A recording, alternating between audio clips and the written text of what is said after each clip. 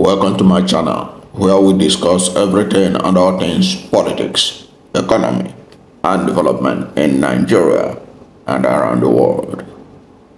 In this report, Gambaryan, a former official of the Binance cryptocurrency company, has dismissed the claim by the federal government of Nigeria that it gave condition for his release and that America met the whole condition for his release. That was why he was released. Gambaryan dismissed that claim by the federal government of Nigeria, saying that Nigeria was not in a position to negotiate anything, was not in a position to make any demands, saying that if Nigeria had not released him, even the Biden administration was ready to slam sanction against Nigeria. That's what we're going to talk about in this video, because there was a story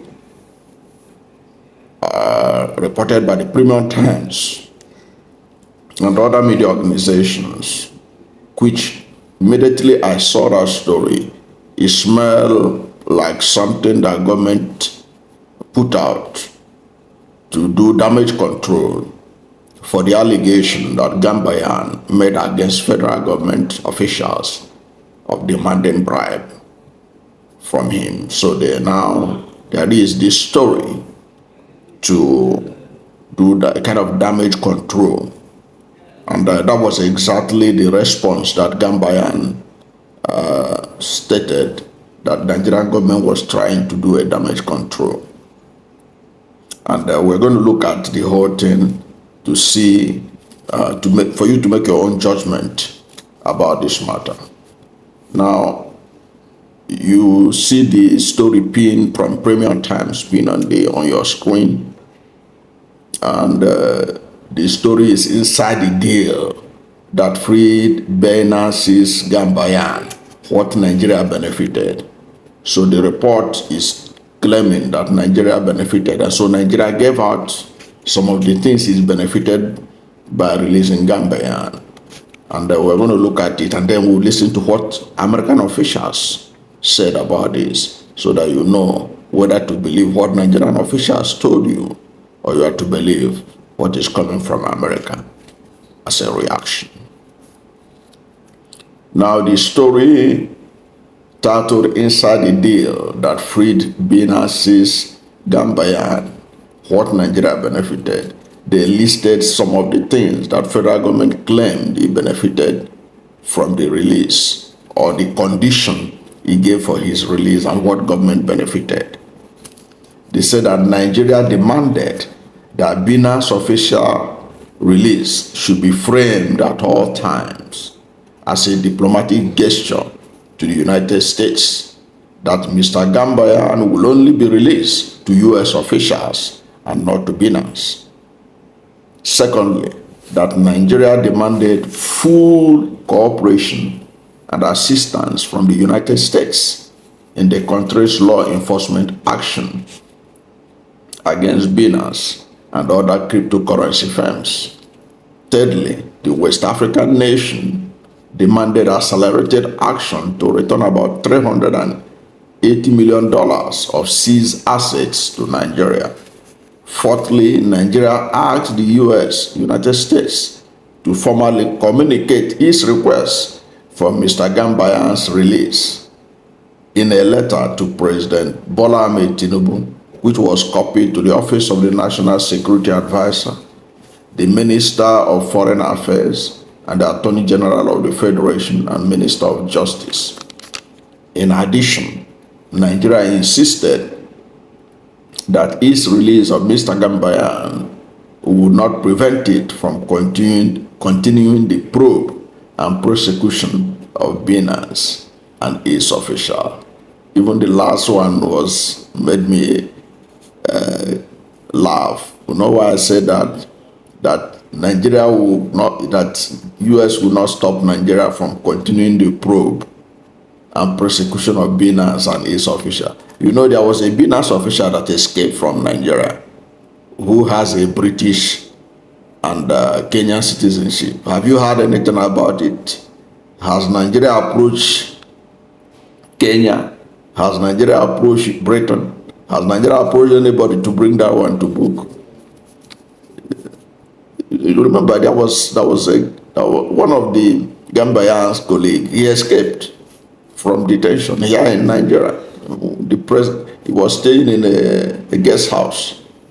Have they given any explanation to the people of Nigeria about the circumstances of his escape and what effort have been made to recover him, to allegedly account for his sins, if any, for escaping? But here they say they gave condition to America that releasing Gambaryan will not prevent them from continuing the probe and persecution of Binance and his officials. What have they done about that man? If I didn't remind you now, I'm sure many of you have forgotten that was the first official escape in the presence from a guest house where he was kept.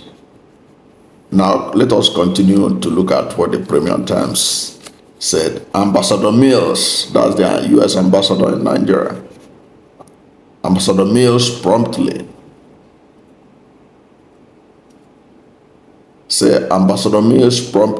communicated Nigeria's demand to Washington, and in days, a formal letter containing the negotiated offers arrived in Abuja. After the agreement was signed, Nigeria instructed its prosecutor to withdraw charges against Mr. Gambaryan, culminating in his release and departure from Nigeria on October 23rd. Now, these are the things that the Nigeria laying claims on what it benefited from the release of Gambaryan. And this issue actually became important to the government after Gambaryan alleged that Nigerian government officials demanded bribe from him for his release. Okay. Now, the official, I was talking about the other time about the Binance official that escaped from Nigeria. His name is Nadim Anjawala. He escaped from a guest house in Abuja where he was detained. He is said to be a British, having dual citizenship, both British and Kenyan. Has Nigerian government done anything to bring him back? Or nobody is even talking about how managed somebody like that will escape. What had Nigerian government done to bring him to book? Have you heard anything about that matter again? Now, when I saw this story on Premium Times and it smelled like a PR something, I knew that I have to go to the Twitter handle of Gambaryan to see whether he has seen the story. Interestingly, a Nigerian has sent that story to him so that they will see his reaction. Okay, that person that sent this, that drew his attention to the Premium Times report, was claiming that Gambaryan lied, that he was not taken hostage, that Gambaryan was not taken hostage, and was spewing all kinds of propaganda. So Gambaryan replied him, and this is what Gambaryan wrote in his in reaction to the Premium Times story and the claim by the federal government that they benefited something, that they gave America condition.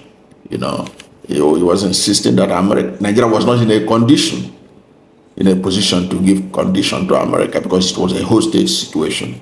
And you will agree with me that if you see the people that negotiated for his release, they are the House of Representative Committee specially set up to ensure the release of hostages in foreign land.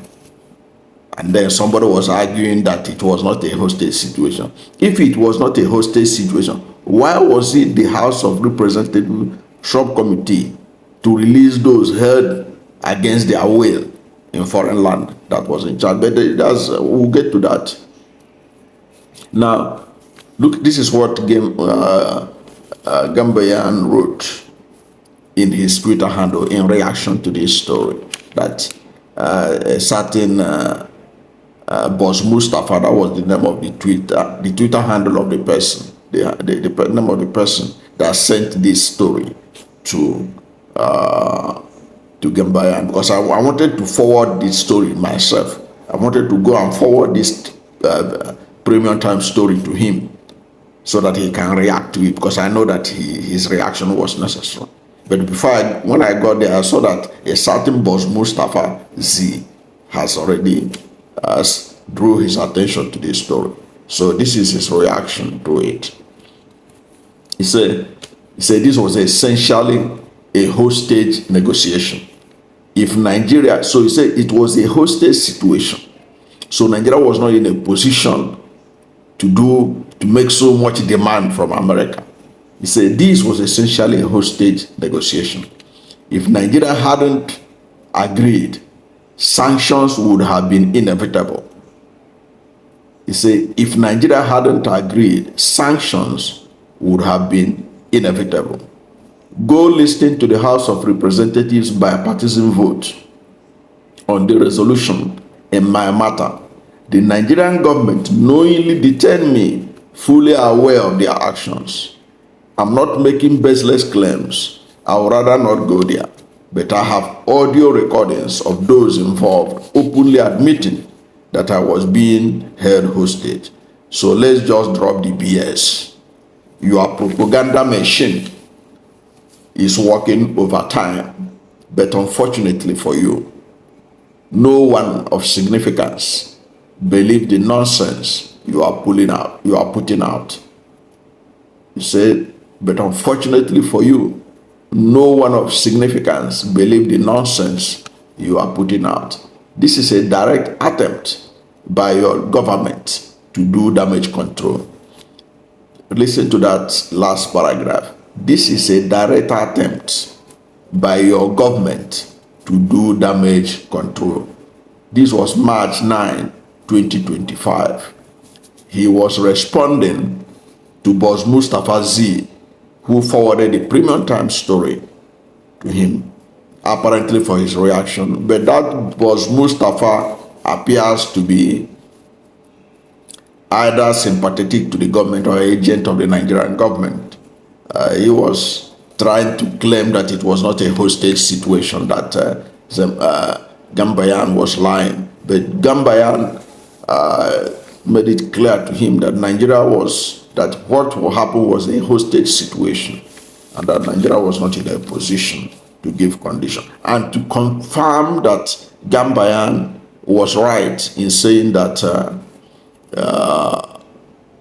he was held hostage in Nigeria, and that was how the United States government treated it. On March 5th, 2025, Gambaryan was invited by a member of the U.S. Congress as his guest when President Donald Trump addressed the U.S. Congress, a joint session of the United States Congress. So this House of Representative member, French Hill, was among the people that negotiated his release from Nigeria. And let us see what French Hill said about the negotiation, so that you now know who is telling the truth about him being a hostage and whether Nigeria was in a position to even make any demands from the United States government. Now, this is what, let us look at what Representative French Hill wrote. He was in a meeting he had with Gambaryan, who he invited as his guest. You know, he negotiated Gambaryan release from Nigeria. Now, this is what he wrote. I am honored to welcome at Tigran Gambaryan as my guest for tonight's address. That's the address of President Donald Trump. He said, an American citizen who was wrongly detained in Nigeria for 9 months. Tigran's story is one of resilience, and I was proud to play a role in securing his release. Go look at this next paragraph. As co-chair of the hostage task force in the House, as the co-chair of the hostage task force in the House.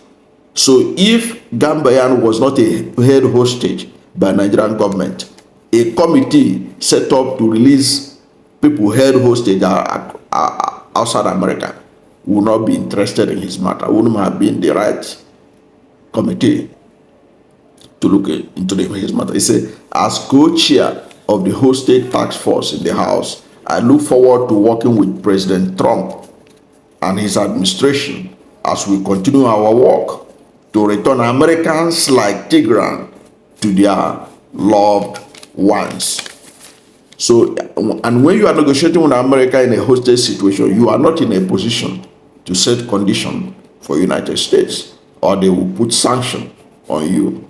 That's what this is indicating. So the idea that the Nigerian government was in a position demanding this and that, this man has said is not true.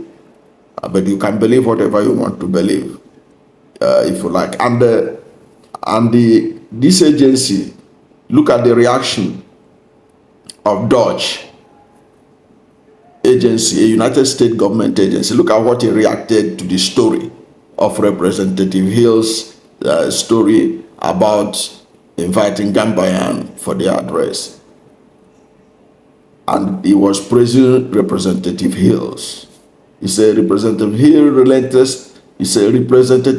relentless effort to free Tigran Gambaryan from Nigeria's wrongful detention highlights the disgraceful failure of bureaucratic foot dragging. 9 months in a cell with terrorists is unacceptable. Thankfully, Trump's leadership is prioritizing accountability over diplomatic niceties.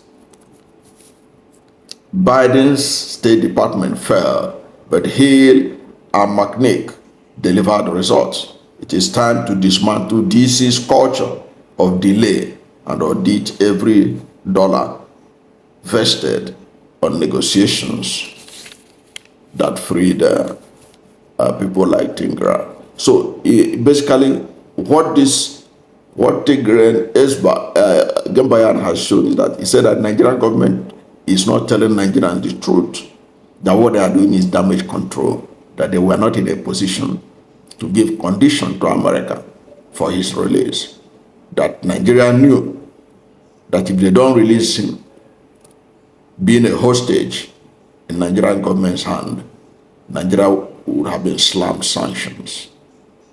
And that was the truth, according to him, of what happened. Now, as a Nigerian citizen, or anybody for that matter who has gone through what we said now, you can make your own judgment. Do you think that Nigeria gave condition for the release, give America conditions, and say, if you don't meet this condition, we're not going to release Gambaryan? Or do you think that Nigeria's hands were tied because of the situation that America saw this as a hostage situation? And there were reports, even by the Binance, from the day one. They said that we are tricked into Nigeria and taken hostage. It was reported by several newspapers in America that they were held hostage. The BNS officials were complaining that officials were invited to Nigeria. They honored the invitation, then they were taken hostage. And it was the House committee that deals with hostage taking that negotiated his freedom.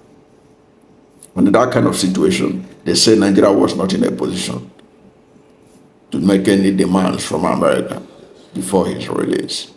That if they, that's what Gambaryan is saying, that if they had delayed, U.S. would have imposed sanctions against America.